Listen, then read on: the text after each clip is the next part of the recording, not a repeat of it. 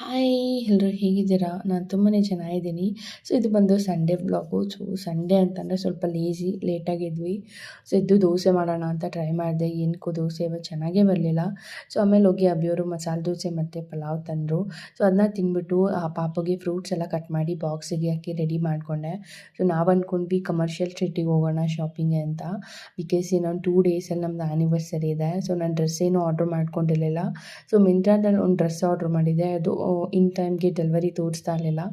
So ಹಾಗಾಗಿ ಸ್ವಲ್ಪ shopping ಮಾಡ್ದಂಗೂ ಆಗುತ್ತೆ ಬೆಂಗಳೂರಲ್ಲಿ ಅಂತ ಹೇಳ್ಬಿಟ್ಟು ಸೊ ಕಮರ್ಷಿಯಲ್ ಸ್ಟ್ರೀಟಿಗೆ ಹೋಗೋಣ ಅಂತ ಹೊರಟ್ವಿ. ಸೊ ನಾನು ಆವಾಗ ನನ್ನ MSc ಟೈಮಲ್ಲಿ ಬರ್ತಿದ್ದು.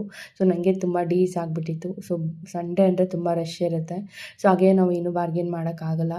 ಸೊ ನಾನು ಅಲ್ಪ ಸ್ವಲ್ಪ ಶಾಪಿಂಗ್ ಮಾಡಿಕೊಂಡು ಆ ಕಡೆಯಿಂದ ಕ್ಯಾಬಲ್ಲಿ ಬಂದ್ವಿ. ಸೊ ಮನೆಗೆ ಬಂದ್ವಿ. ಬರೋ ಅಷ್ಟರಲ್ಲಿ ಆಲ್ರೆಡಿ 3 o'clock ಆಗಿತ್ತು ಅಂದ್ಬಿಟ್ಟು ಅಭಿಯವರೇ ಪಲಾವ್ ತಂದರು. ಸೊ ಪಲಾವ್ ತಿಂದು ರೆಸ್ಟ್ ಮಾಡಿದ್ದಾಯಿತು. Thank you.